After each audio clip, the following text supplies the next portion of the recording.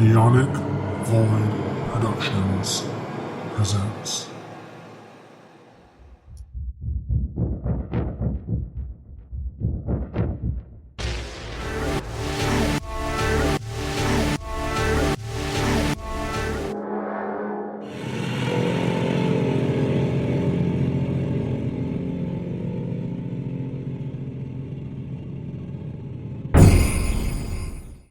Hi, welcome to Spookapocalypse.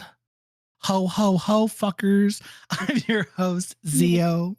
And today I'm joined with, you know them, you love them, Bunyip and Housekeeper. Oh, hi there. Before we get into it, Housekeeper, take it away. All right. If you like this podcast, make sure you follow and rate us on whatever site you listen to your podcast. Share with your friends. New episodes get uploaded every Saturday. Links are down in the description for other podcasts that are part of the Neonic family. Follow us on Twitter. I will never call it by that stupid ass name. Our handle is at Spookapocalypse. That is at SPOOKOCALYPSE. We also have a YouTube. If you're on YouTube, hi, hello, welcome. Make sure you drop a like, drop a comment on what your favorite part of the movie was if you've seen the movie. Whatever you want us to talk about next, ring that bell or punch it in the face, tickle it, whatever you want to do with that bell to get the notification. Tickle it. Jingle jangle that bell, it's Jingle Bell season. Why don't you ring it, Anyway, so make sure you check out our other shows that are on the channel. They're pretty interesting to listen to, if I do say so myself. We're going to be doing some spooky shit here, and mints are going to be on the pillow. No mints today. It's going to be gingerbread man cookies. You know what? You kind of were on the same page because I was just like gingerbread flavored mints, bitch. Oh. So. Gingerbread man cookies with a side of milk, but the gingerbread men are oddly having in their hand shivved peppermint, what they call it, candy canes. Shivved candy canes for some reason. Like and Billy. You swear one of them blinked. And you heard a giggle. That's what's left in your hotel room. Good luck. That's what's left in your hotel room. Well, what else? I feel like we're a fucked up bed and breakfast. Mints are on the pillow. What are we gonna do? Go into everyone's house and put a little mint on their pillow? Yeah, that'd be creepy. Oh yes. So, ladies and gentlemen and others, first off, at the time of this episode being posted, it would be December 23rd. If y'all don't know, if y'all are living under a rock and don't know and have not lived in society in a hot ass minute, girl, it's almost Christmas. It's Christmas in 2 fucking days. Firstly, happy birthday, Mom. No, seriously, that's my mom's birthday.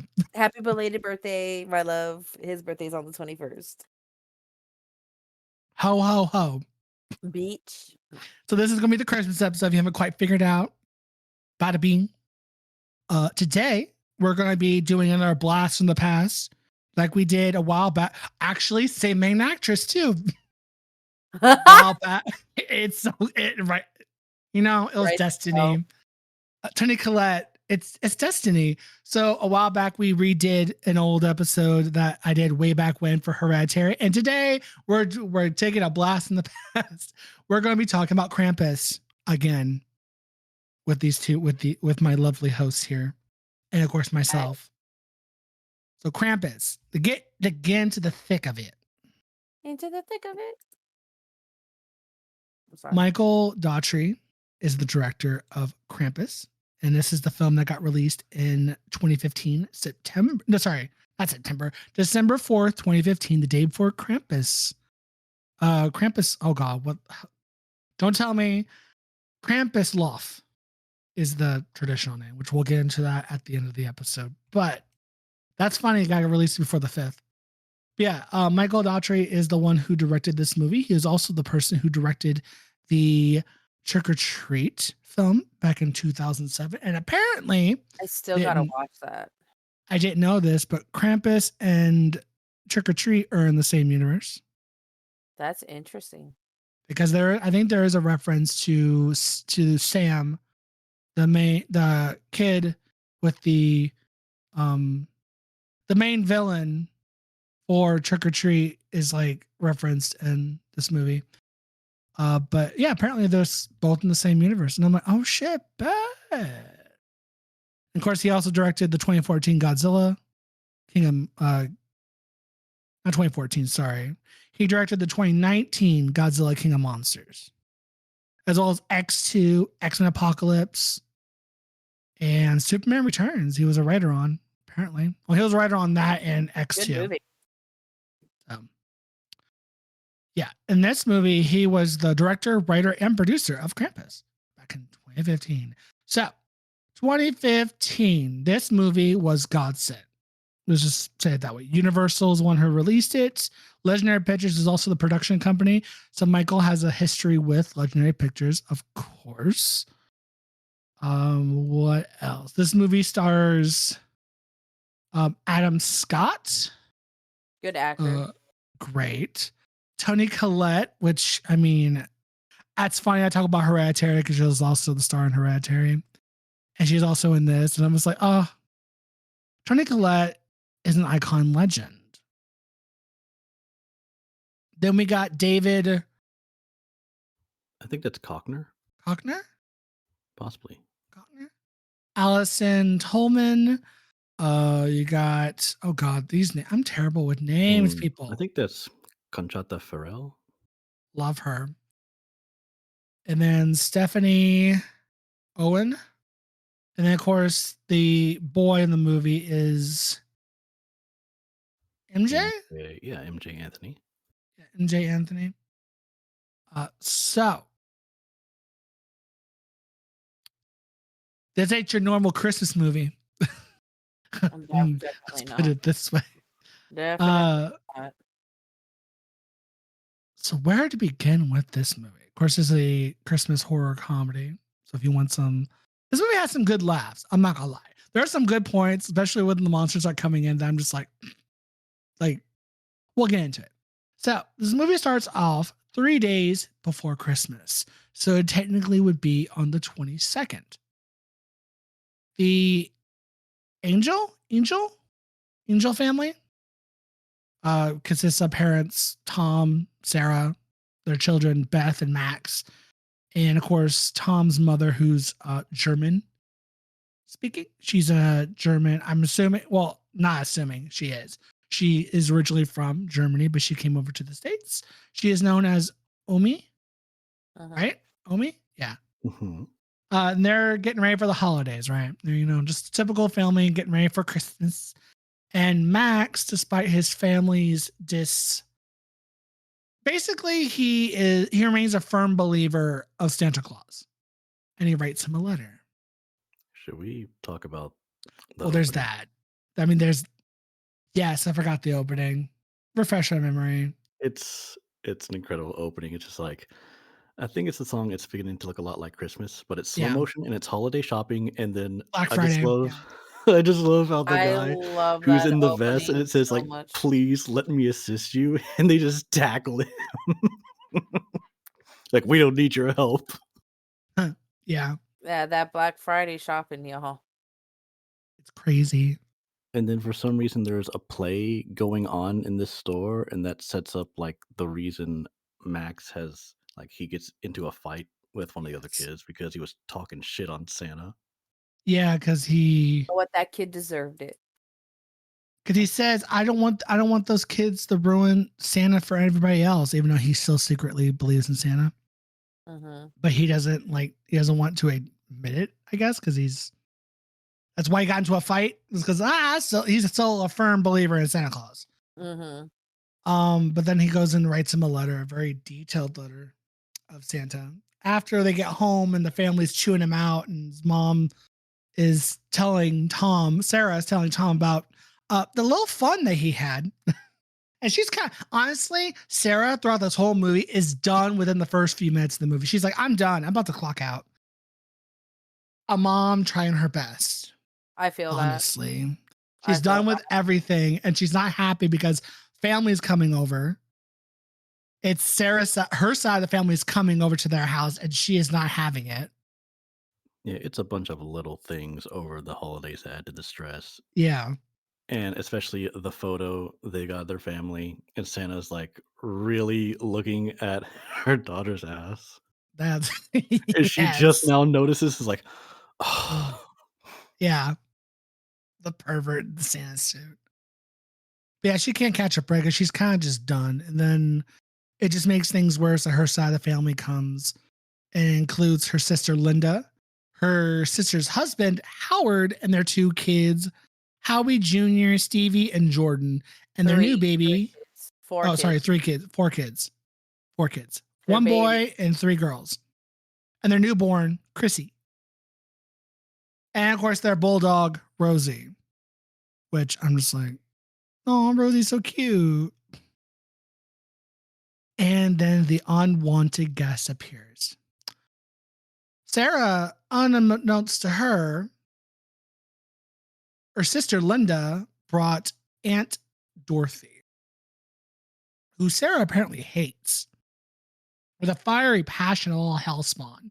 I mean, understandable. I'm not gonna lie. Understandable because Dorothy's a monster, but also she's kind of funny and camp. Yeah. No, she's funny, but like, fuck that lady. If she was my Fuck that aunt, lady. if she was my aunt, I would have the same feelings. Yeah. From an outside perspective, she's serving drunken aunt who's just an ass. No, but see, I want like a cool like wine aunt. Yeah, she's like a bad. She's a liquor aunt. Yeah, she's a liquor aunt. She's not a fun aunt. No. I mean, she has her moments of being like, she's camp, but she's like shit. Yeah, you're right. Yeah. So then we jump to from there, during this whole thing, Max wants to, of course, keep the family traditions of Christmas going because he Understandable.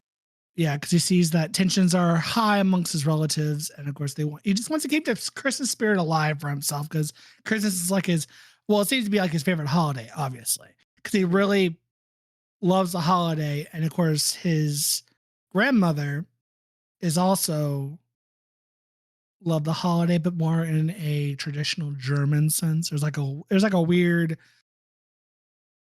German traditions are heavy here. And it obviously shows with his grandmother.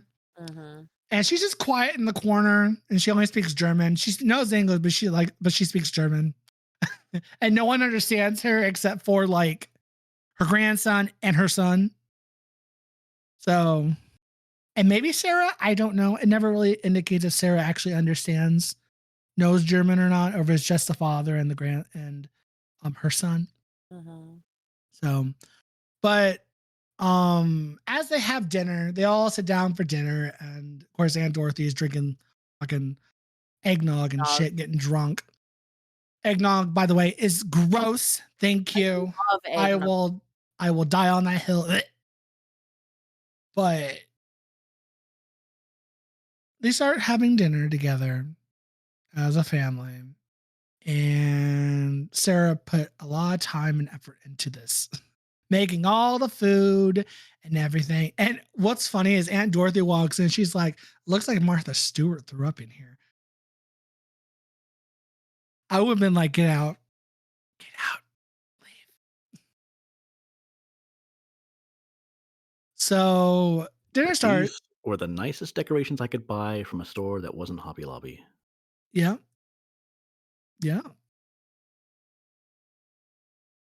So dinner starts, and Max's cousins,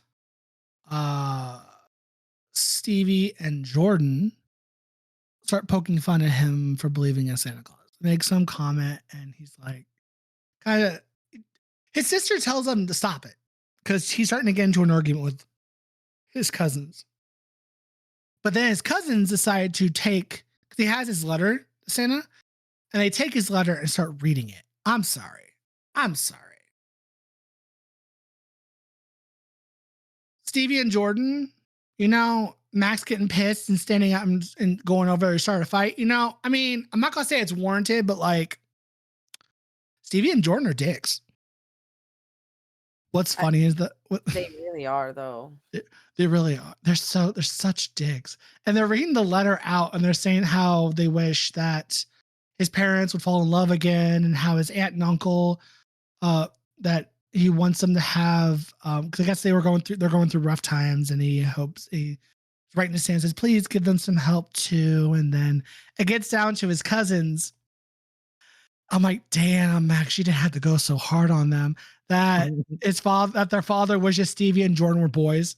I mean, their names are Stevie and Jordan. I know, but I was like, damn, Max, drag them.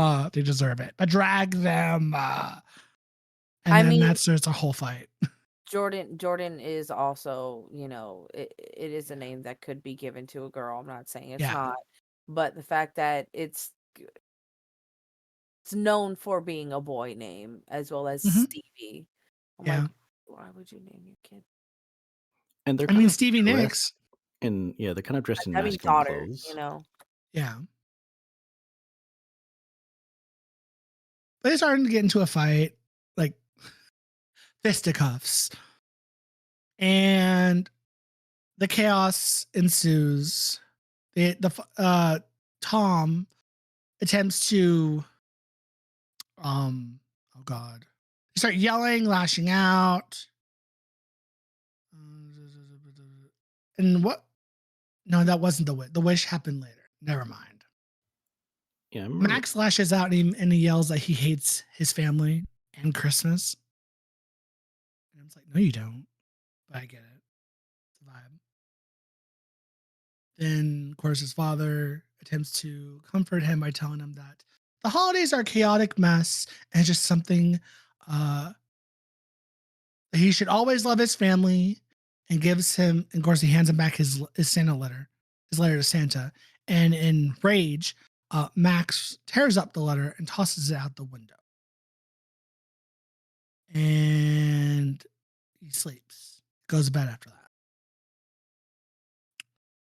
Later that night, a blizzard comes into town. Dun, dun, dun. And engulfs the whole town. Power outages, lights go out.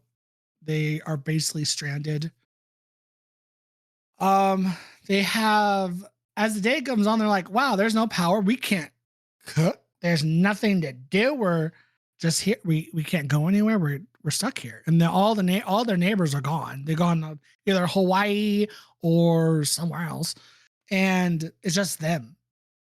Then a delivery man comes and drops off a package. DHS man. VHS, yes, CBS man. DHS. VHS. DHS, yeah. DHS. One of my favorite delivery services, honestly. I think they even mentioned that the UPS couldn't show up. Well, no, because there's like a Santa bag, right? And they're like, did you bring this? No. And he's just like, no, I think the guys on the ground did, which is UPS. Yeah.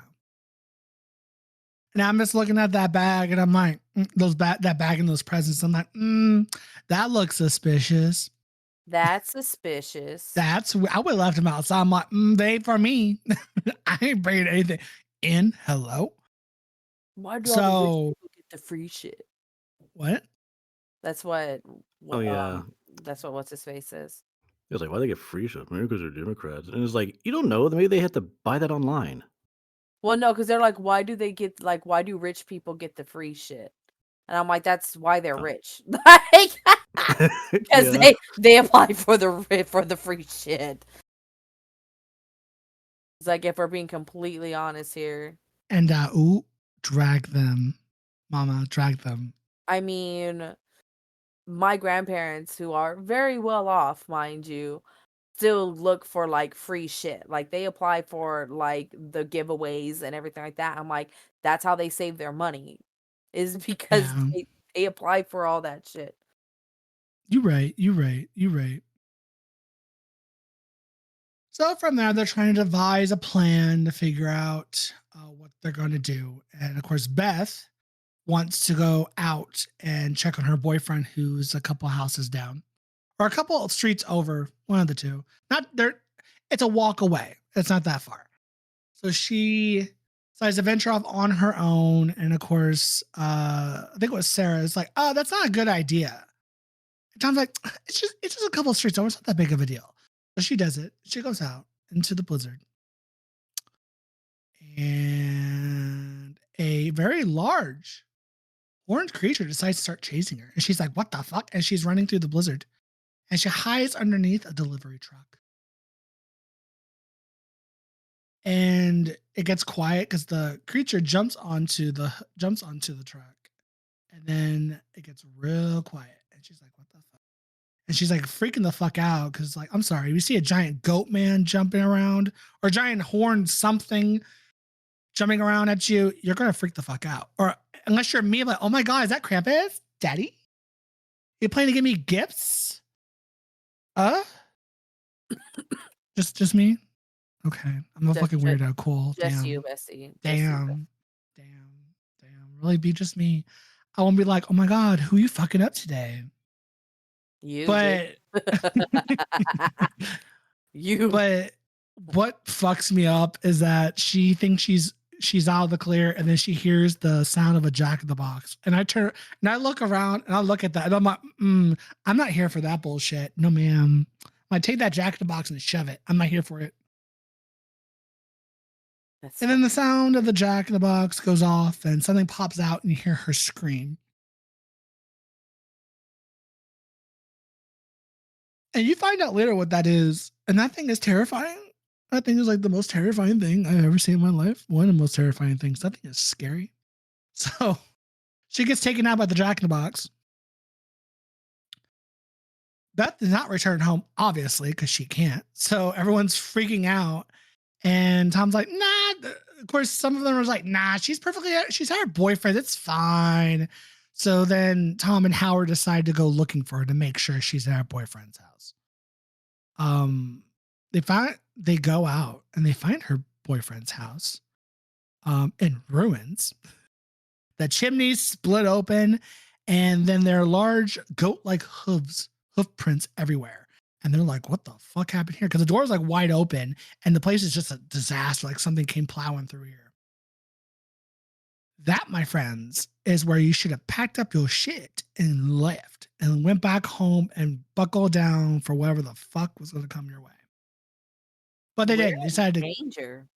We're in fucking danger. And they go outside and Tom saves Howard from some unseen monster in the snow. Like, girl, it's a no for me, So they're going on their journey, trying to get back home while trying to avoid this thing tunneling in the snow or underground or whatever. And I'm just like, yeah, no, we're not in whatever fucking town we're in anymore, babes. We're in some weird fucked up bullshit here. We're not in Kansas anymore. Yeah, we're not in Kansas anymore. I don't know where the fuck they're at because they never actually say where they exactly they're at. But no, but it's a joke. It's a joke. Yeah. It's a yoke. It's a yoke. Yeah.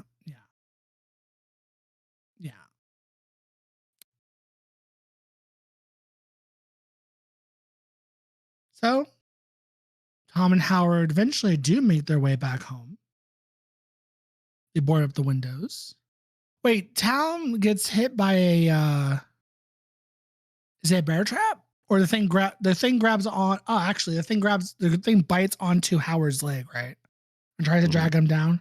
Mm-hmm. Yeah. And Tom pulls him out, and he has like this large gash on his leg. And then they get home and board up the place. And then Howard stands guard after they bandage him up. And I think he uses the excuse that it was a bear trap. Yeah. Although it's clearly not. And this is during the part of the movie where Howard starts treating Tom more seriously.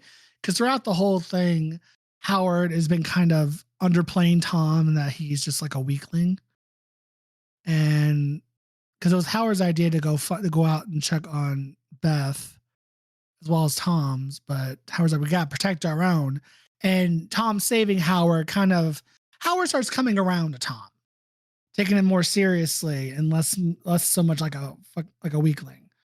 Because if you A haven't shepherd has realized, to protect his flock, is what he said. yes, that's the line. And also, side note, they drove in on a monster truck, basically. I was like, wow. You know, we all know that those type of people that have monster trucks. Why? Some folks just call them Hummers. They're not. That's I what mean, that's what it was, right? it was a Yeah. Hummer. No, I thought it was a truck with just large wheels. It I didn't was think it was a Hummer. Hummer. It just made a truck. lot of Even noise. then, that's not a monster truck. It's just a lifted truck with big wheels. I thought it was a lifted truck. I didn't think it was a Hummer. I think they say specifically in the film that it was a Hummer. All I hear was truck, honestly. Get in the truck. Get in the truck. Either way, truck, Hummer. It was a large, oversized vehicle. Yeah. So Howard stands guard, right? And while everyone sleeps, as Howard eventually does fall asleep, a large hook with a gingerbread man is lured down the chimney, and Howie Jr. Sees the gingerbread man. He's like, ooh, gingerbread cookie. So he walks over like Patrick to those fish hooks with cheese, and he starts taking a bite out of the gingerbread man. I was gonna think like Crab and Goyle. I with mean the that floating too. cupcakes from Harry Potter. The floating cupcakes. Oh, cool. And they just start Yeah, eating it. And then like- they're like slowing down and they And pass then out. because they pass out, and I'm all like, y'all weren't sus about the floating fucking cupcakes. Right?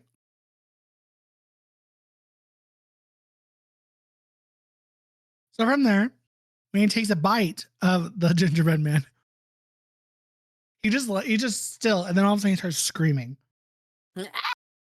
and scares the shit out of Howie. Yeah, it's such a soft crunch too. It is. So It's just soft cookie. What would be great if it had like a jelly filling? Started picking off those gumdrop buttons. Gumdrop. Not the control buttons. Honestly, the visual design of both Gingy and these gingerbread men are very similar. Like down to the icing placement.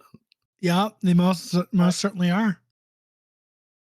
And then from there, they hook Howie and start dragging him up the chimney. And then everyone wakes up to him screaming, and they're all trying to go in and grab a hold of Howie to pull him down. But what was it? It was Sarah that went in first. Was it Sarah or his mother? I think it was Sarah, because Sarah was the one that let go because she was like, ah.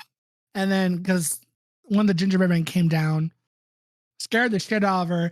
And when she let go of him and everyone kind of just flew back and Howie went up, she flew back and then like moved up against like some dresser. And she was just like, had like a, what the fuck did I just fucking see moment? Oh, this shit is real. What? Why did that thing move? She had a oh shit me moment. She's like, she had it. Yes. So she is shooketh.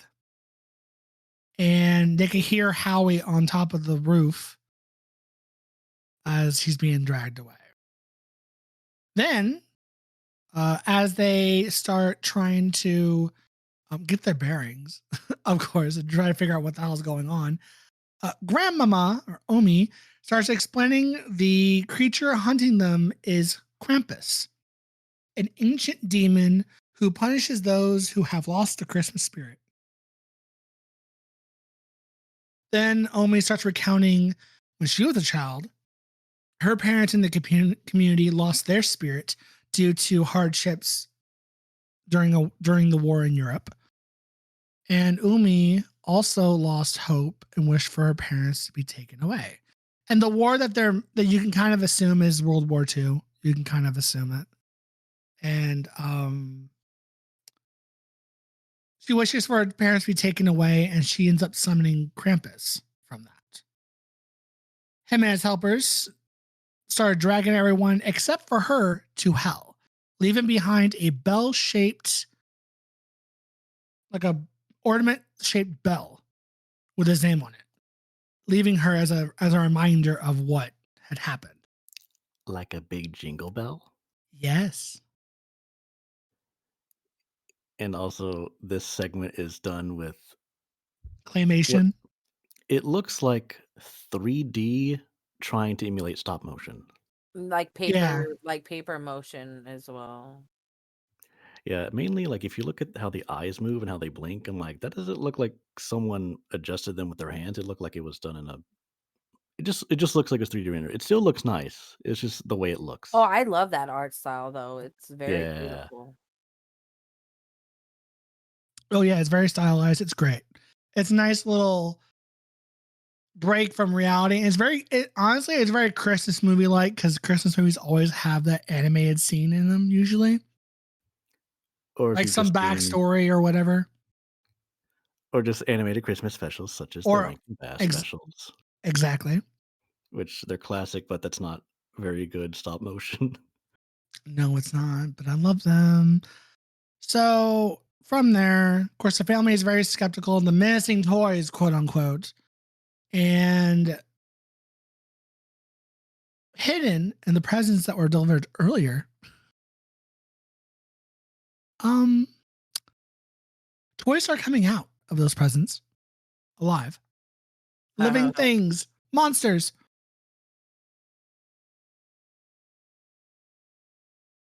I lost my train of thought here. Yeah, the family fights off the toys and the gingerbread men. They have this whole montage of the gingerbread men go to the kitchen again, nail gun, which I'm like, that's funny. And then there's a whole fight between Howard and the gingerbread men in the kitchen with a shotgun and a nail gun and like sharpened candy canes and stuff. It's great. It's so funny. It's so fun. Honestly, I would have been like, y'all want to fight? Let's fight. I'm hungry, bitch. Let's go. I would have ate those fuckers if I didn't get stabbed first. But, If the dog didn't beat you to it first. Right? Rosie ate them before they got to Howard. And I'm like, that's so cute. They're so cute. I'm like, oh my God, your gingerbread man is so adorable. Are you supposed to be scary? Because I'm not really scared. It was cute how they died, getting blasted with a shotgun, on catching fire. Yeah, Yeah. your friend died. They got lit for Christmas. Ah! And they were running around like on fire. It was great. It was great. It was hilarious. It was a hilarious sequence.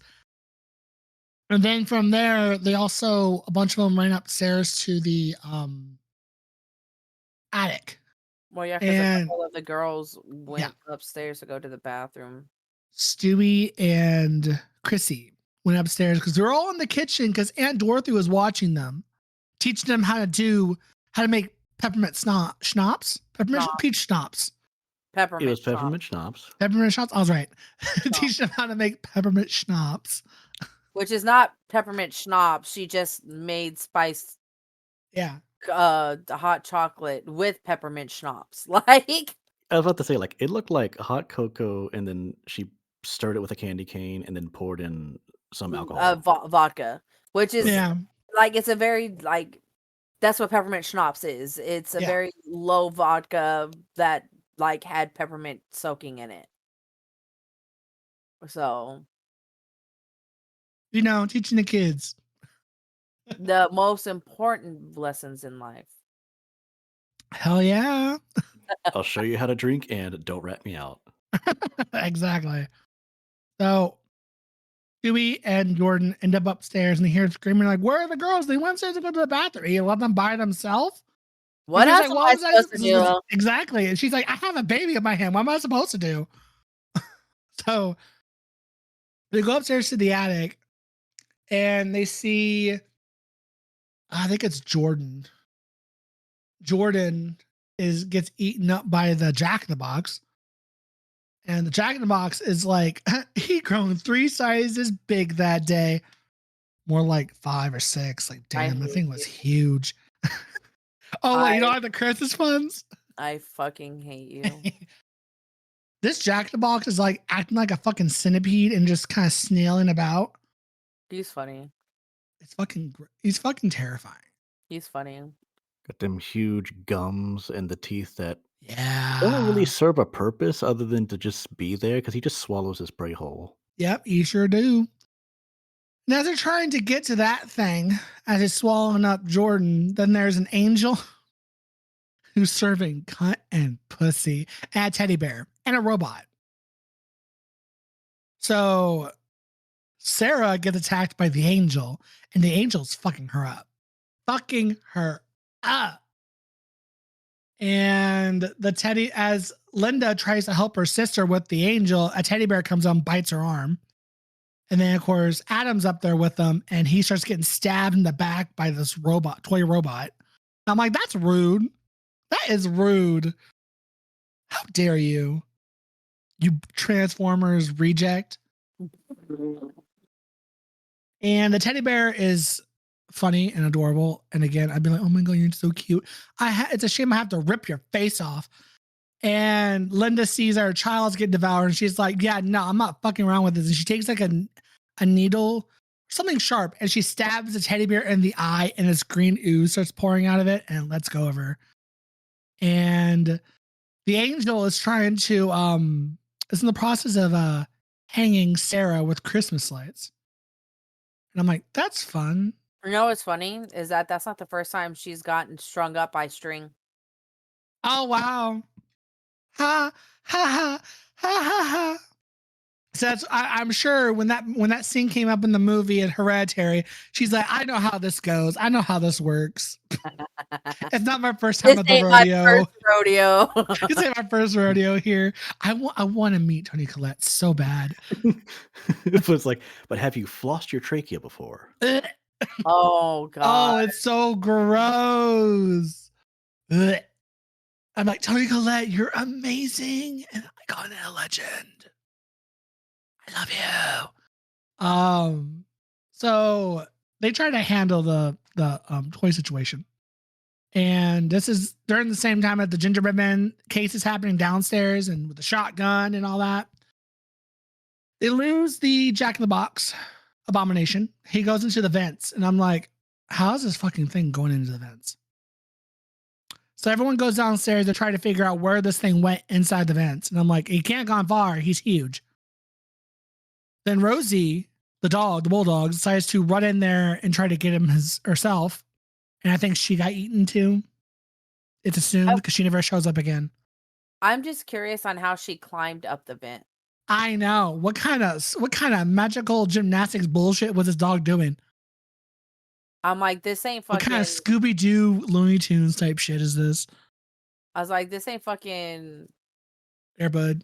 Airbud. Like, this is a goddamn bulldog. Yeah. Well, she did some Looney Tune type shit, and she ended up in the ceiling. She probably got eaten because you never see her again. And then this Jack in the Box thing came crashing into the living room with the other toys. And oh God, I laughed so hard when they shot the teddy bear in the face. And it just flops back with green ooze, and it just flops forward. And then they shot the angel, and she lands into a Christmas. Flies back, dude. Huh?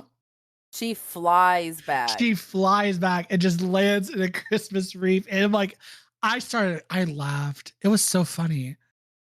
Because she thought she ate. She did. She ate lead. Yeah. It's like, oh, it's so good. I saw this in theaters back in the day. Like it's almost 10 years ago. But I'm like, I was eating this movie up. It was so good. Oh God, I love this movie. So from there, after they take out the toys and they try to figure out a way to take care of the Jack in the Box, they're interrupted by the elves, quote unquote elves. What's so Aunt Dorothy gets the shotgun and she shoots the angel. And she hears rustling and giggling from outside the window because she's standing in front of the window in the living room. And she turns around and she's like, oh shit. And the windows start blasting. Grandma's like elves. Yeah, the German word for elves. And glass are shattering in, and she points the gun at the elves. But the elves end up like tackling her or whatnot. And then she flies out of the living room Looney Tunes style. See you in hell. And then the fucking just pew sound. So good. So it's the camp. fucking sound Camp. effects, dude. I couldn't with sound effects. It is so good. It's so good. Anytime someone hits their head on something metal, it's like pling. So good. I love how this movie does not take itself seriously, but at the same time really does take itself seriously. It was terrifying and funny at the same time. That was so good. So from there, the baby gets taken. And let's see. The Dark Elves take Howard, Dorothy, and Chrissy. Tom decides to the family should finally flee and abandon to an abandoned snowplow on the streets. And that's when and I think they find out earlier on in this movie that the snowplow that they found was the one that was the guy that delivered the package earlier. So he did not survive the fun of this journey. So they get to the snowplow, and Uni decides to stay back to distract Krampus, who emerges from the fireplace. And there's this whole scene of like, it was very much like Krampus is like, hello, old friend type of vibe. And he opens up, he has like a toy bag and she opens it and the toys grab her. And from there, that was a bag of toys that was brought in. So they take her. And outside you see Tom, Sarah, Linda are dragged under the snow as they're trying to start it. And it's just Max and Jordan left. Sorry, Max and Stevie. And they're trying to start the snowplow, but it's not working. And the elves get her. And then Krampus confronts Max and gives him the bell. Same as grandmother got. Wrapped in pieces of his discarded letter to Santa. Are you sure it was Santa he was writing to and he wasn't dyslexic and put Satan? Because I have done that once or twice in my day. Oh my God. I have done that once or twice in my day. So maybe he wrote it to Satan instead of Santa. I mean, I had that thought when I first watched the movie too. And I'm like, wow, is he dyslexic? So this is Satan. Dear Satan. Why would you write to Satan to fix your dysfunctional family? Well, if he's dyslexic, sometimes dyslexia, you can misspell Santa to Satan. No, I mean, like, imagine, like, instead of him trying to plead for help from Santa, he's Dear actually Satan. asking the Dark Lord himself to help him. Hell yeah, sell your soul, baby. He'll do it. You got nothing else better to do down there, not being real.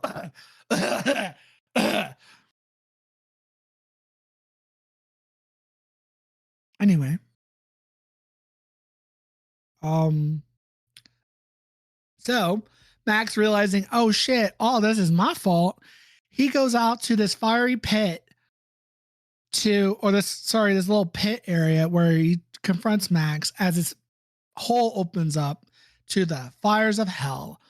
And he drops Stevie into the fiery pit, and he tells Krampus to undo it. He takes it all back. Take me instead. That type of talk. So take me instead. Leave them alone. Bring them up. You can undo this shit. And Krampus grabs Max and throws him in the fire. Well, he said, like, I take my wish back. Yeah. He pleads with him. Yeah. He regrets his decision, obviously, his wish and the fact of all this happening. But Krampus is like, I don't give a shit. Fuck you, kid, and throws him in. And he gets tossed into hell. Max awakens in his bed on Christmas morning and discover his family's alive and well downstairs. And he goes down there, oh, cool, Christmas. Maybe that was a dream. Maybe what happened was a nightmare. As he starts unwrapping presents, he unwraps the present revealed to be the bell that Krampus gave him. And what's funny is when he holds the bell and it makes rings it, you can tell on everyone's face. You start remembering everything that happened to them. And you can just see everyone going, oh, yeah, it's great. Chris, Wait, that's what was happening? Yes, they were all remembering. That's why everyone kind of paused and had like a confused look because they were starting to remember.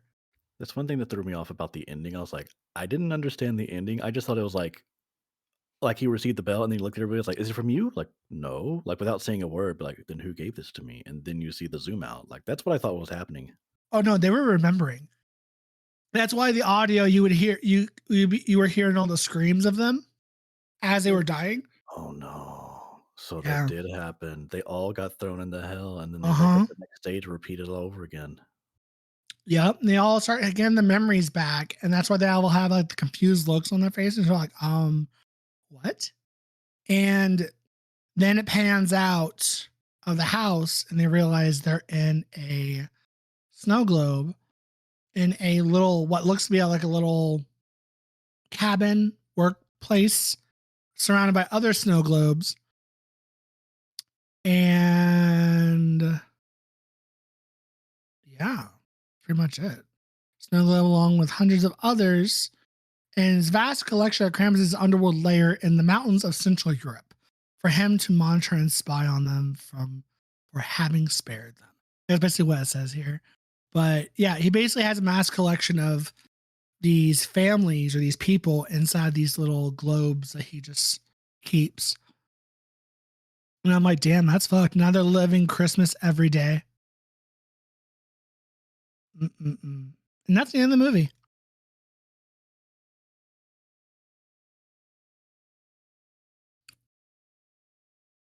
Now, before we get into the review portion of this movie,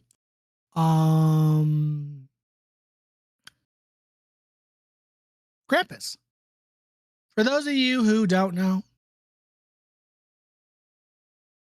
origins of this is gonna be This is gonna be a mythology lesson today, kids. Buckle up, get your hot cocoa, and your oh my god, pepper. Oh my god, candy cane. I'm like candy cane. Why can't I remember candy cane? Legally distinct peppermint sticks. Oh my god. I don't know if candy cane is like a trademark brand. I don't think it is. It'd be hilarious if it was. You'd be like, oh, sure, we're in deep trouble. Get sued. Peppermint loopy sticks. Oh my god. Loopy sticks. Get your candy canes, peppermint and or otherwise, because we support all flavors of candy cane here. Yeah, I had the Starburst ones are slap. Yeah, I got the cherry ones. Oh my god! Speaking of that, I'm gonna go to the store tomorrow and I'm gonna get myself some candy canes just to have in the house. Bro, I should have gotten some regular ones because you said that, and I was like, man, hot chocolate with like a peppermint. Like bitch! Right now sounds fucking delicious, and I didn't. Oh yeah, it does. I'm upset. Or have your Starbucks peppermint mocha.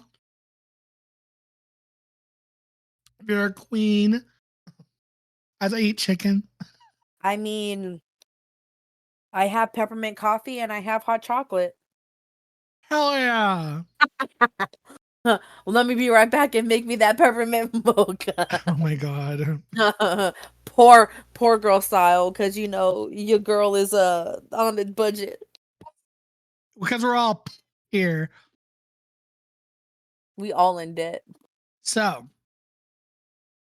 mythology, I think I'm pretty sure I did an episode on Krampus at some point. The origins of Christmas on the Tea of the Gods.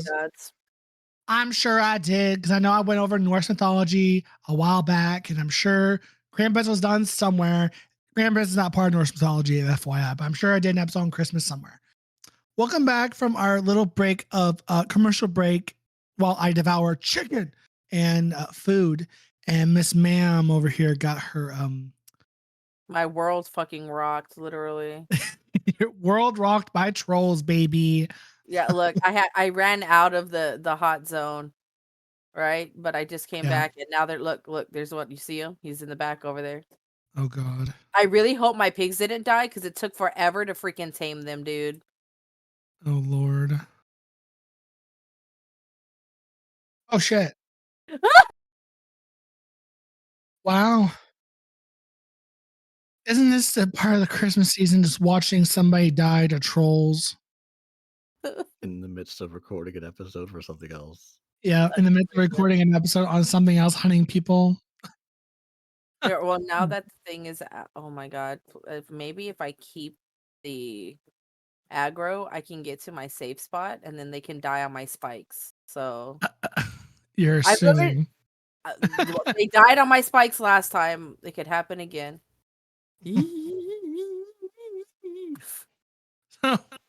On that note, on to the mythology of Krampus.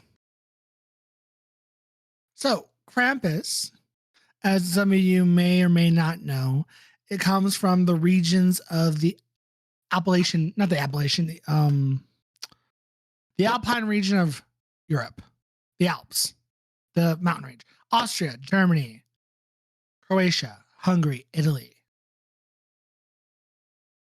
That whole region along the mountain range.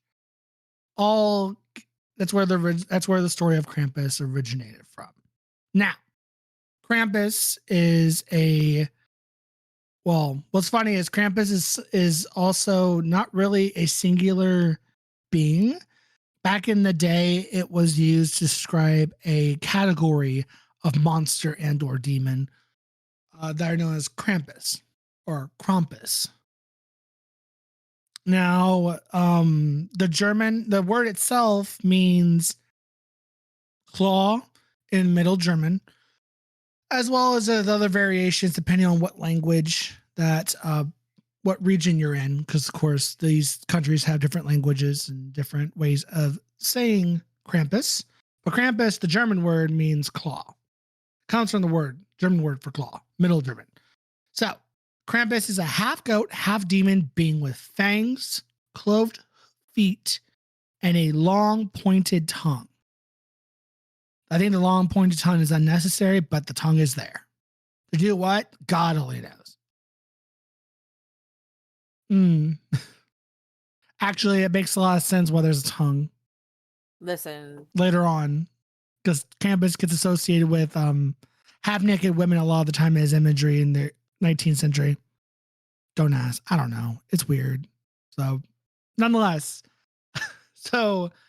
and outside his tongue, he's also has in many traditional tales. Krampus also has many sets of horns outside just one. Because in the movie, he only has one set, but when you look up images of Krampus, for the most part, the old school stuff, he has more than one set of horns usually. Now he's also usually carrying a pitchfork and a basket that he likes to stab kids with a pitchfork and puts them in the basket on his back. And he's also running around with a switch made of birch branches from the birch tree that he goes around smacking people with or smacking kids with. So that's the main purpose of Krampus, and the whole idea of it all was to try to scare kids straight, saying, "Oh, if you misbehave, Krampus is going to come by and beat your ass with a goddamn branch. Gonna whap you with a stick. He's gonna whap you with his fucking stick." And the most wicked kids, outside of whacking you with a stick, that's like the bare minimum. Worst case scenario, he'll actually take you, put you in his basket, and take you to hell and or eat you. Take your pick. For all the kids that misbehave, so they used to use him as a scare tactic to make sure their people's kids behave. So now, the first detailed descriptions of Krampus only emerged back in the 19th century, so that's the 1800s. For those of you who don't know, people started taking notes of a day called Krampuslof, which means Krampus Run, which happens on December 5th. And it's a drunken holiday where a bunch of people dress up as Krampus with wooden masks, fur coats. Well, today it's more detailed. They actually have full suits made, but back in the olden days, you take like fur coats, wooden masks, have like horns and shit off of it. And they have this whole day where a bunch of people, festival, mind you, where people would run in the streets as these Krampus would start chasing people and beating them with a stick. That's why they call it the Krampus Run or Krampus Lauf, because Krampus is chasing the public among the streets. So, and then from there are also cases of people dressing up as the demon who just roam the streets during the time of November to December as like to, I guess, scare kids and parents and be like, hey, if you look outside, you'll see a Krampus out there. Do you want me to go and tell him you've been a bad boy? So people would actually roam the streets as Krampus during the months of November and December back in the day. Which I think I'm like, that's a little too much. Y'all doing too much. Y'all doing too much over there. But of course, this is like the German Austria area. So I'm not too surprised. I mean, they made Brothers Grimm. So the Germans are not foreign to scaring the shit out of their kids just because they can. Yeah, you're right. So, nonetheless, Krampus Lauf is still a thing today that happens every December 5th. It is the day before the St. Nicholas festival, which is on the 6th. So, yeah. So they go back to back. So there's a whole Christmas festival thing. Now Krampus didn't get associated with Christmas until the creation of Santa Claus, St. Nicholas to Santa Claus, and then Santa Claus associated with Christmas. And then from there, Krampus kind of came along too with the Christian ideology and all that. When they made Santa Claus, Krampus came along, and Krampus turned into more of a shadow of Santa Claus, because Krampus was always associated with Saint Nick, but not to the extent of like being like Santa Claus's shadow. Because when you see images of like early images of Santa Claus, you would see Krampus right behind him, almost like a shadow. From there, most religious groups today, if you were to, Krampus, people would see him as the symbol of the devil, or that's how he was. People would use, Krampus, that's the devil.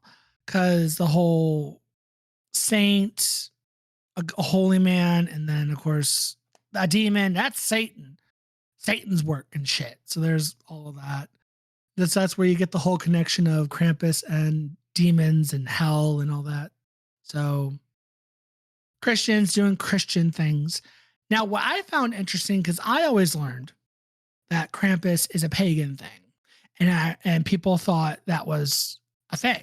That they came from pagan traditions, pagan lore, mythology, that the Nazis even thought so, where when they had control of Germany, they banned any imagery of Krampus in the country of Germany at the time they had control of it, as well as other countries did the same thing in other groups of people. But the connection to Krampus and the pagan traditions and pagan lore, it's actually has no evidence behind it. Apparently. And I was like, oh, that's interesting. The closest thing they have to a Krampus in older time periods is that of a malicious spirit known as the Perk, which is from that same region dating back to the 1500s. And people are sure that the Perk were the precursor to Krampus, kind of led the way to the creation of Krampus. But so the earliest depictions of Krampus in detail was back in the 19th century or the 1800s. Now, I know you can find resources that say, Krampus has been around since the 6 AD. I don't know if that's necessarily true. So who knows? The point is he's a demon goat man that will whoop your kid's ass if they're bad, or whoop your ass if they're bad. And what's funny is the modern day interpretations of Krampus will show him either with Santa Claus Or sometimes they'll even show him with on postcards with naughty images of half naked women for some reason. I don't know. And then Krampus was brought back into popularity in the 20th century as well as now. I guess as early as 2010, people started doing stuff with Krampus for movies. And of course, the movie we talked about today was in 2015. And since like probably like the early 2000s to like 2010s, Krampus started getting more popularity and more brought back more into popular culture. So that's where we have Krampus today. And that's how this movie was made back in 2015, because of course Krampus came back in circulation. Yeah, that's pretty much Krampus in a nutshell, the anti-Santa Claus. I mean, there are multiple other Christmas figures that happen during that are around the time of Christmas. If you want to get real fucking weird, Santa Claus, Santa Claus, and all that shit, you can also say it's fucking Odin from Norse mythology, but that's something. Christmas. Christmas is just a reskinned pagan holiday, just like Halloween and Easter. But nobody wants to hear any of that, do they? They just want to focus on the fun parts of the celebration. All the fun parts of the celebration. I mean, I'm sorry, pagan Christmas, the Yule is seems like a fun holiday. Yule? Yule. Yule. Yule. Yule seems like a fun holiday. Same with God, how do you pronounce the original Halloween? I want to say Samhain, but I know that's not that's not the correct pronunciation. But the original Irish holiday, Celtic holiday, Irish Celtic holiday. Nonetheless, it's just a reskinned pagan holiday, y'all. That's all it is. Same traditions. You know that Christmas tree. Okay, ladies and gentlemen, right now, if you celebrate Christmas, if you're in the United States of America, I want you to go look at your Christmas tree right now if you're listening on your phone. I'll give you a few minutes. Are you looking at your Christmas tree? Mm-hmm. Pagan holiday, pagan tradition, right there. The Christmas tree, pagan tradition. Those presents underneath the Christmas tree, pagan tradition. It started in Germany. Still, tradition before Christianity. Yep. Pagan. The star you put on the Christmas tree, pagan. Or even some will say actually cite witchcraft, but nonetheless, pagan, screaming all over the place. Would you like to add anything? But I like the Christmas gifts that I get. Yule, they used to do that as well. Yeah. All these traditions that we have come from the pagan, yeah, because older traditions and stuff. The gifts were like left out as a way to calm any spirits. Yeah.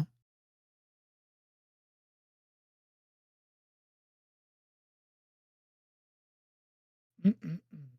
Anyway, because I'm all about like old witchcraft, fae, and stuff like that. So it was basically just to calm any spirits. Yeah. So it was used as the gifts were used as a way of, oh gosh, what the fuck is the term for it? I can't remember the term for it. I wouldn't say like sacrifice, but Offering. There we go, offering. Same thing like how you have like the dried oranges and the cranberries. Yeah. Mistletoe was also mistletoe was it's how they have like herbs and stuff for quote unquote spells for for the people who aren't witches, for the people who are witches, they're used for spells. Mistletoe was a thing for love and fertility as well, to bring in goodness for the next year. They used evergreen pine trees to represent life over like through the winter time, because winter is so full of death, because the winter does kill a lot of things, but the Yeah. evergreen pine trees, things of that nature, fir trees, they stay alive like all year round. So these were to represent life in the upcoming um year. I don't remember what the oranges and cranberries were for, but oranges and cranberries were also used as offerings to the spirits and stuff like that. They still are used for to attract things for the new world, for the new year, I should say. Yeah. Kind of like how, like, if you heard like, oh, it's a new moon, blow cinnamon through your door so that you can gain a more happy financial stuff, things like that. So they're little rituals, and they have been around, and that's what they used to do for Yule. Yeah. If people are still doing them for Yule, I'm included in that. Yeah. Because Christianity basically readapted those traditions and holidays to obviously changing Christmas, Easter, Halloween, so forth. More so Christmas and Easter to gain more followers. Because what's better way than keeping the same tradition so people more apt to come over to your side of the block rather than being weird, quote unquote, weird to them over there. So it's just Yeah, reskin to good. get more followers. It's called marketing. Yeah. Yeah. Very good marketing. Yeah. Yeah. Cause they're like, we can't, I mean, it's better than them trying to mass murder everybody. Cause I mean, you can only mass murder so many people, right? You might as well take up some of their holidays. That looks a little cool. Let's just take that and see if they come and see if we can indoctrinate them over here instead of having to go over there and murder them all. Because they couldn't very well murder the Vikings. So, I mean, that's why we lost a good chunk of the Celtic mythology. But I'm not bitter or anything. Because let me fucking tell you something. You know how fucking hard it is to find accurate information on Celtic mythology and do episodes on Celtic mythology for the Tea of the Gods? Because let me tell you something. I tried it. It's a fucking mess. And I blame Christianity for it. You know what library may have a lot of Celtic information that nobody has access to? Oh, I it's in the fucking Vatican. That little fucking shithole underneath the Vatican, right? Right? Yeah. Mm-hmm. Fucking little bastards. Oh, I am so mad because I want to do Celtic episodes so bad, but the information is so convoluted, and we only have bits and pieces of the shit, and it's just like, don't get me wrong, Norse mythology was hit as well because there's a lot of stories and stuff that are just gone, but there's more documentation of Norse mythology than compared to Celtic, because Celtic's like, oh wow, the Fae, let's just turn them into saints, kings, queens, or demons, and everything got convoluted. Now, honestly, you can look, they can say, oh, here's a book on Celtic mythology. Is it accurate? Probably not all of it, because they can only go off of what they've actually found. So it's a hot ass mess. Mm-hmm. And I'm not one to do an episode on mythology that I'm not 100% sure it's accurate.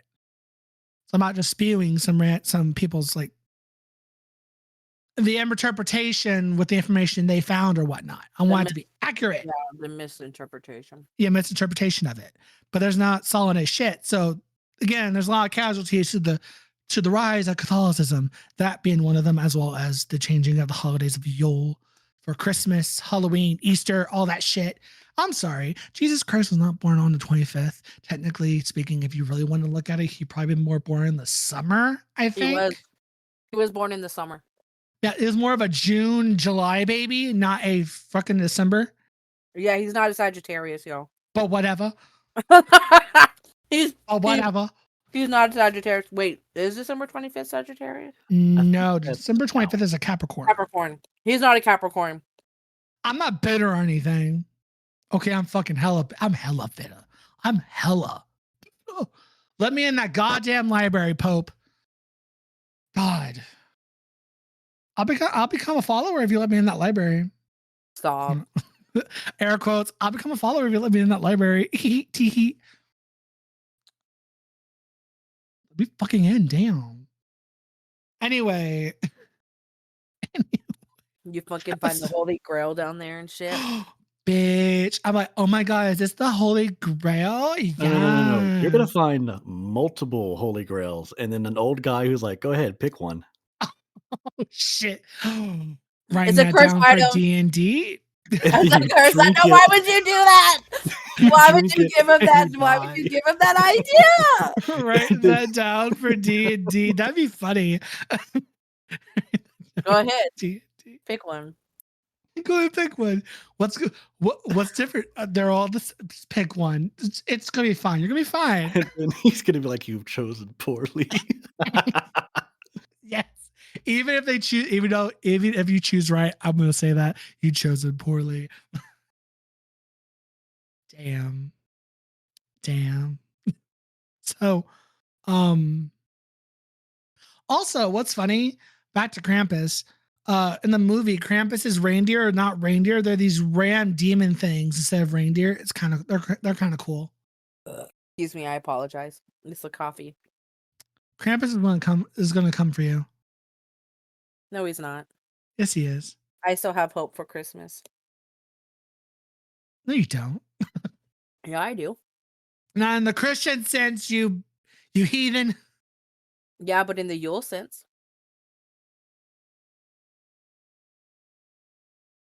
I do my offerings to the Fae. Do you? Oh, I do the offerings so the Fae can stay away from me. Do you? that's the thing. I want to learn the traditions of the Celts. But how can I fucking do that when all that's dead? Because I can go off of what people do today, but like I want to do the traditional way. But my people's stuff is gone. And it pisses me off. I can go on a whole rant of how Christianity is the worst thing that ever happened to humanity, but I don't feel like any That's for of tea of y'all the want to hear gods. it. That's That's for for tea of the gods. And Like trust. we've spoken enough blasphemy today. I know, freaking. We might want to move on. So, final thoughts. I will not say any final thoughts. I said enough. Okay, I guess in terms of symbolism, we've already covered like just Yep. with what Krampus is. Although I do have to add a couple of things.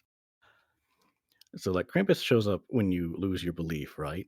Or when Yeah. you just wish something bad to happen. Whenever you lose hope for Christmas. Yeah. Okay, so I was like, do they mean like a literal belief in Santa, or more like a belief in how people can be good to each other? I think it's how people can be good to each other. Yeah. Because like so they're like to add on to your symbolism, like Santa is the symbolism of hope, right? Santa is a symbolism for goodness and hope. It at least in my eyes, right? Yeah, like 'Cause goodwill towards men, kindheartedness, not being a Grinch or a Scrooge. right. So like if you could not believe in Santa and still have belief in hope itself, Yeah. especially like as an adult. Because Of course. like I'm sorry, like kids, you should not be listening to this anyway. Where are your parents? But if like we're the ones to tell you this, I apologize. But like whenever you find out that Santa is not real, like you or Burn the if witch. I mean, I still believe I in said Santa. no more blasphemies today. I mean, I still believe in Santa in terms of like of what he represents. hmm And for my child's sake, Santa is always going to be real until my child doesn't believe in him anymore. And even then, I'm still going to believe in Santa. So fuck you. Uh, I believe I get teared up when I see him at the mall. I'm like, look at Santa. Like, I get excited. So I'm 30. Oh my God, you're 30. I'm going to be 30 in April. I might as well You're gonna be Yeah, an old woman, an old decrepit woman. you'll be joining us. How does it feel to be older than the Lion King? I am not old. Wait. When You're did Lion older King come than out? No, I'm April not. Hold. 1994. I'm not even a month older than it. Shut up. I'm You're- not even. You're No, so it came older. out. It came out in June 15th. 1994. I'm 2 years and some days. Damn. Go fuck yourself. Damn. Damn. Is You're that 'cause older than the Lion King too. No, I'm not. By what? Like 2 months? Yeah, it still counts. Nah. I was still me and Simba share a birth year. You and Simba. Fuck you. Me and Simba are born in the year of the dog. Bitch, go fuck yourself. Okay, bitch. I know I am. The Damn. fuck. Anyway, but Damn. yeah. So I think it's more towards you losing hope, like you losing your Christmas Spirit. spirit. You know, The like love, the love of the holiday, the joy of it all. Yeah. oh God, I'm with the um my partner, my boyfriend, he is very much not a Christmas person. Same with mine. No, like he's just like, no, it's all capitalism. Oh, Like there's no reason to celebrate it because Christmas is supposed to be about family, and like I agree with him on a lot of parts, especially like the family part, like it's hard to celebrate with a family that doesn't inspire you to celebrate hope, and that's So where you choose chosen family instead. yeah, that's true. I said that too. And I was like, that's why you spend it with the family that you choose to be with. Period. I was like, that's like the family that you choose to build, whether it be like me and Dean, or with like a group of friends that you have grown extremely close to. Like if I could spend Christmas with like y'all, Mel, Erica, like my very close friends, and Dean and stuff, like hell yeah, that'd be the best fucking Christmas ever, in my opinion. Yeah. Same. So, but continue. I'm sorry, Bunyip. I went off on a tangent. Well, I was gonna say, like, I guess I was gonna make a comparison, like belief in God and belief in faith, and I'm of the idea of like you don't have to believe in a higher divine power to be a good person. Like you can still Yeah. have a moral code. Of But some course. people will be like, "Oh, if God isn't real, then I don't have to be good." I'm like, "No. You can still be a good person, okay? You can still not hurt people." I mean, the add on to the blasphemy, like I don't believe in God. And that's fine. I don't either. But the thing is, though, what's funny is that my boyfriend has said that I'm the most Christian person that he has ever met in his life, and I'm not, and like he was well aware of the fact that I'm not religious. Like that's the funny thing. He's like, you're the most Christian person I've ever met. Like you follow the principles of Christianity without believing in Christianity and God and stuff like that. And he goes, that's crazy. In fun fact, that's most people that don't believe in Christianity Right, are just right. decent people in the world, unlike compared to the people who actually practice a religion. Like religion. So weird how the people who don't believe in religion are the ones who act more like the people who like act who they more. burn. Yeah, like it's like we're actually following Jesus's word more than the actual people who follow Jesus's word. Blasphemy. How does that make sense, y'all? Anyway, It helps when you're not like told that you're a bad person all the time and told to like dislike these groups of people because they do bad things or what is seen as bad things. welcome to the Yeah. Catholic Church. So I'm Damn. like, I don't like this. I don't want to be a part of this. Period. And then that's how it started.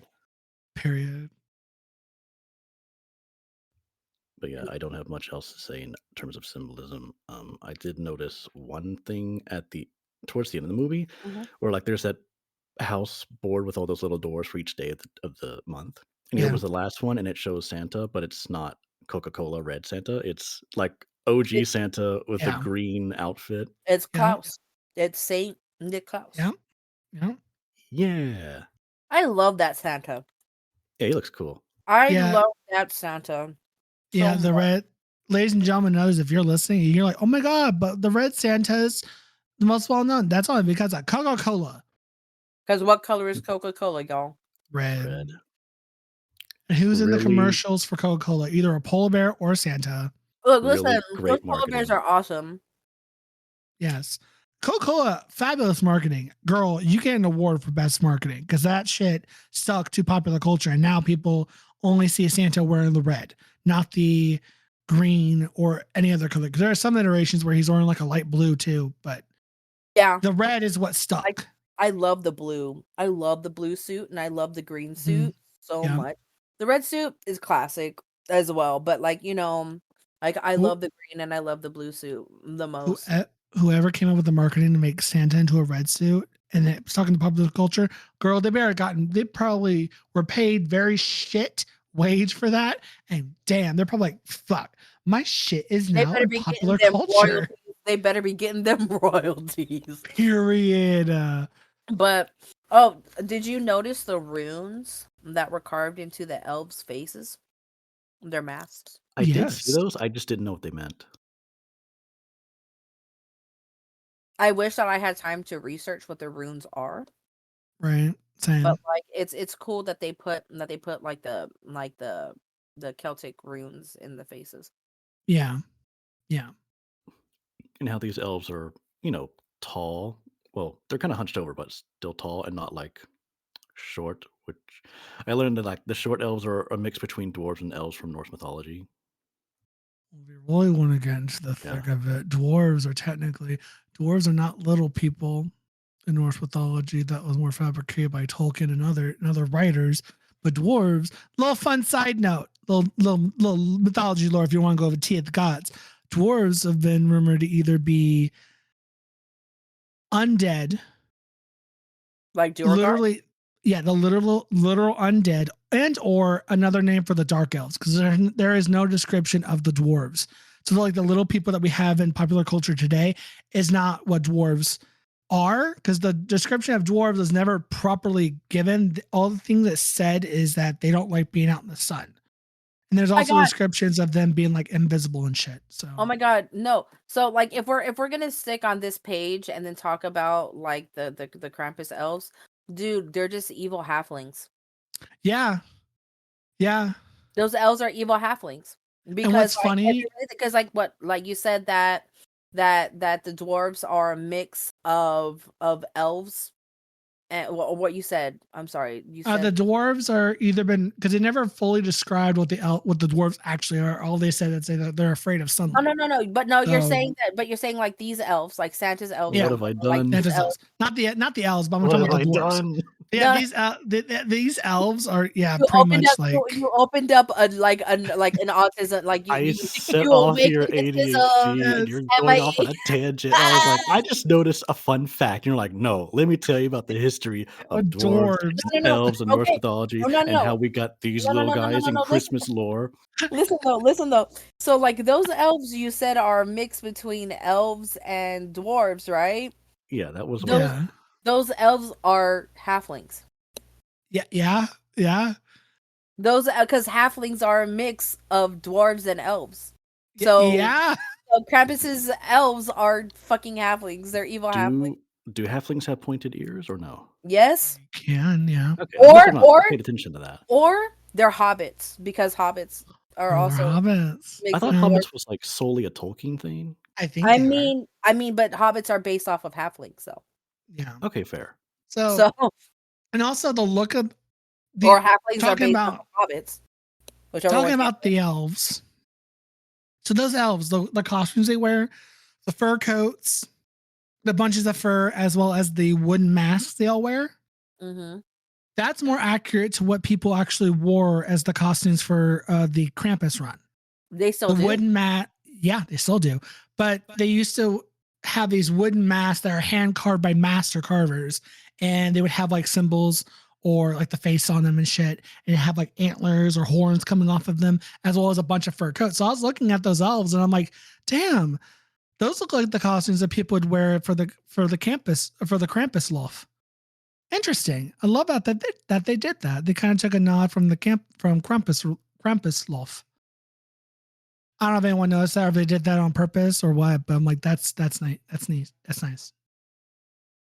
So let's get to the rating before I get into a tangent on Norse mythology and anything else, because that's my hyperfixation is mythology, y'all. So rating system one out of gingerbread men. No. One better. 1 out of 5, 1 to 5, candy cane shivs. How many candy cane shivs do you give this movie? Who's gonna go first? Bunyip. 4 personally. 4. All 4 right. out of 5 candy cane shivs. I- Okay. I really did enjoy it. I guess I was expecting more laughs because of that first act, and then later it got more serious, and there were some funny moments. But I was like, no, we got to do horror. And it's like that's fine. It is a horror comedy, Yeah. and I did like the design of Krampus. Like he did have those good horns, but his face was mainly more like Santa crying out in agony. Yeah. Oh, I loved that. Yeah, it was sickening. Almost like he doesn't want to do this. Just like, you wish for your family to disappear. Oh, I didn't want to do this, little boy. That adds nice little layer to that. And I did recognize David Cockner. I really liked his role as like the dickhead, but it's kind of like his typecast Yeah. in the role, like it's the tough guy. But yeah, I Yeah, I don't pretty think much he loved ever really all the gets actors. a different role. Usually, he's very. Pretty much. Yeah, I liked everybody in this movie, and I like just about everything about it. I'm not sure what holds me back from giving it just a straight up 5. I think I hmm, I'm not sure why. I just feel like it deserves a 4 out of 5 personally.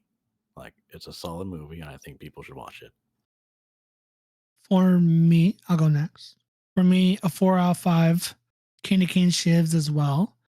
Again, I don't know why not give this a 5. It's a solid movie. The character designs of the elves and monsters are great. This movie is camp, and I love that it's ridiculous in every way. Again, I lost my shit with the teddy bear and the angel getting shot in the face. It's so, and the gingerbread man being set on fire and dying. It's just so good. It's so ridiculous, and I love every minute of it. And side fun fact, dealing with Krampus, there's an animatronic of Krampus out in stores now, and Ooh. and it's downstairs in my living room because I moved, ladies and gentlemen, I moved in with my boyfriend and his best friend, Finally! and Yay! finally, yay! And his best friend bought the animatronic of Krampus, so there's a very large Krampus from the 2015 movie in our living room. Dead ass. I'll take a picture of it and send it to y'all later, but it's literally just there. Like, He's no, just chilling. not even post it on Twitter. Bet. So, Do both here and Twitter. yeah, here and Twitter. Bet. But yes, 4 out of 5. Candy cane shivs. This movie is a classic. It's one I watch every Christmas now. Tony Collette, Chef's Kiss, as always. Oh yeah, she had excellent facial expressions.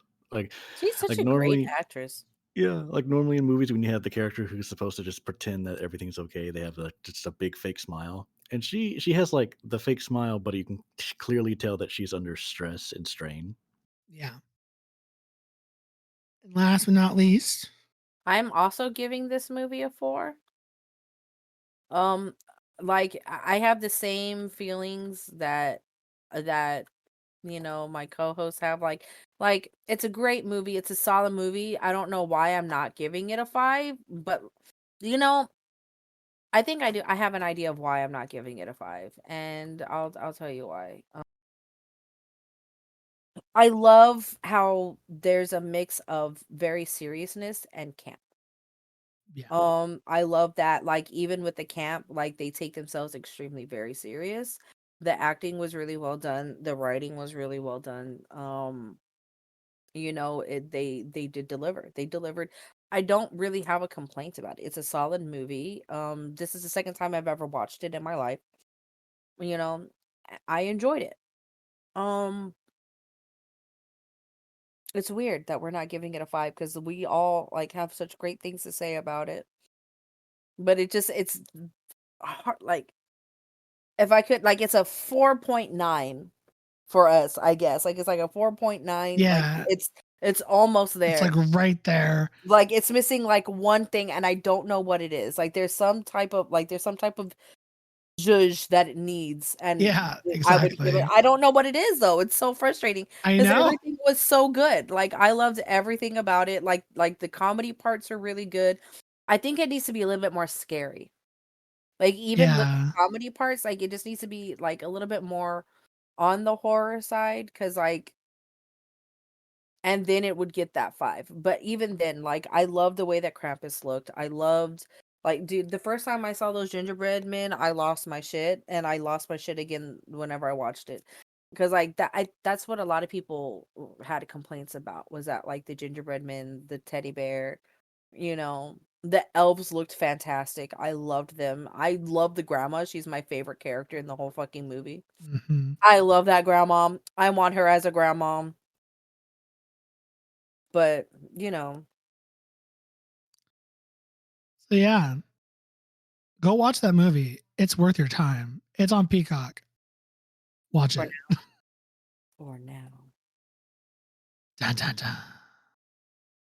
So on that note, thank you guys for listening to today's episode. Merry Christmas and happy holidays. At the time of our recording, though, we are in the middle of Hanukkah, so happy Hanukkah to Yes, those who celebrate. of course, and any other holiday that happens during this time period, please There's enjoy Kwanzaa those as well. holidays. Kwanzaa. Mhm. But yes, it's 23rd. Christmas is Monday. For those of you who celebrate Christmas, have a great one. And we'll see you next week as we talk about something else. Until then, bye. Bye. Goodbye. I almost just took myself out of the call again like a dumbass.